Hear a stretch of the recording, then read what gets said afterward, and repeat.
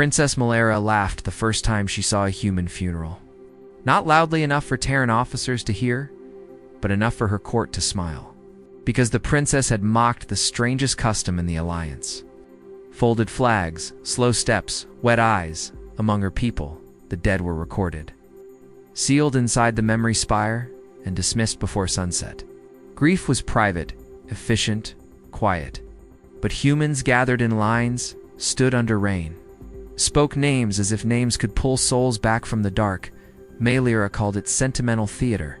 Weakness dressed as ceremony, then war came to Vare. And the soldier under her command became the reason she was still alive. His name was Sergeant Jonah Hale, Earthborn Infantry. Assigned to Maelyra as liaison after the treaty she considered humiliating, he was plain-spoken, broad-shouldered, and annoyingly calm, answering royal sarcasm with yes. Princess, and checking doorways anyway, Maelyra disliked him because he did not flatter her, fear her, or seem impressed by the crest on her brow. When she asked why humans honored death, Jonah had said, because life is not an item you file away. She had smiled coldly and told him Earth must have a poor archive system. Then the enemy crossed the shield line, and every joke she had made returned like smoke in her mouth. The attack did not arrive as glorious battle.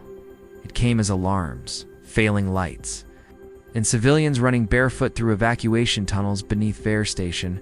Maelyra was there to inspect defenses, to prove courage in a controlled place, but nothing stayed controlled. Raiders cut power, hangar doors jammed, and a nursery convoy stalled. Maelyra's guard wanted to pull her out first. Jonah refused. Not with shouting, not with drama. He stepped between her shuttle and the trapped civilians and said, "Princess, your people are still inside." That was the first thing she never forgot. A human soldier used her title not to obey her fear, but to remind her of her duty. They went back into the tunnels, smoke thick. Emergency lamps, turning everyone ghost blue. Jonah carried 2 children, while Maelyra opened royal locks with trembling hands. He kept calling names from a broken manifest. Not numbers, not units, names, Lessa Corin, Pharaoh. Answer me if you can hear me. Each name pulled someone from panic. Each answer became a path. Maelyra saw civilians follow his voice before they followed her crown. And for the first time she understood why humans kept saying names after death. Because they had practiced using names to keep the living from disappearing. The final gate failed as the last group reached the hangar, a pressure door dropping too soon.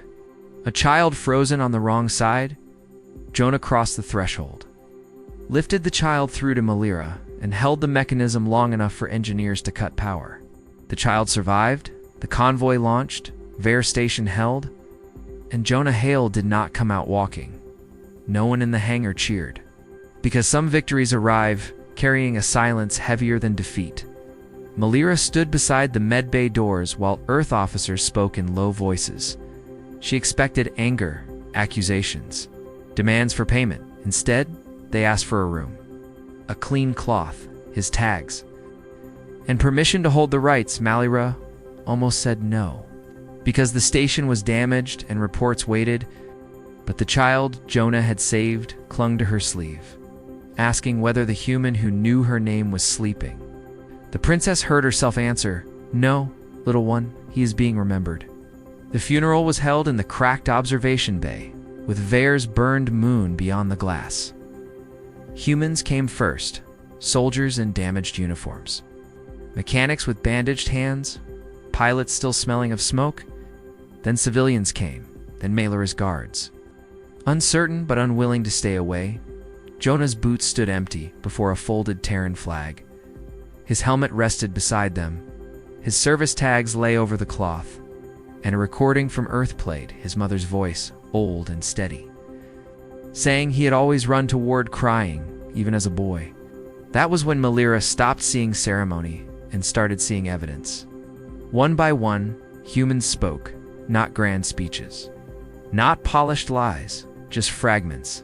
Jonah shared his last water ration. Jonah taught a recruit to sleep after nightmares.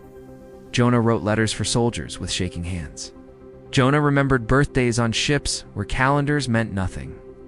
Each story was small, almost ordinary, and yet together they built a shape larger than rank, larger than battle, larger than the Empire's sterile memory spire. Maelyra realized humans did not gather because the dead could hear applause. They gathered because the living needed help carrying the weight of what love had cost. The chaplain asked if anyone else wished to speak.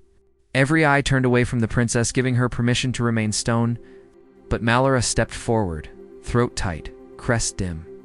She looked at the empty boots and said, "Sergeant Hale was my soldier." The words came out wrong. Too possessive, too royal. So she corrected herself. "No, I was his princess. And he did not allow me to become less than that. He taught me that command is not escape, it is return. He taught me that a name can be a lifeline, and that grief is not weakness. It is proof someone mattered enough to change the room after leaving it." For the first time in her life, Princess Maelyra bowed to someone who would never bow back. When the honor guard folded the flag, she did not mock their careful hands. When the final roll was called and Jonah's name received no answer, she felt the silence strike harder than any weapon. When the humans stood motionless, she stood with them, not as performance, but because leaving felt like betrayal after the service. She ordered Jonah Hale's name placed in the memory spire, then changed the law. No allied soldier would be dismissed before sunset again. Their names would be spoken publicly, their stories preserved. Their families answered by the crown years later when Maelyra became queen. Enemies called her to human. She accepted the insult as tribute, because on Vaer, she learned the secret hidden inside Earth's oldest ritual. Humans do not honor the dead because they cannot accept loss.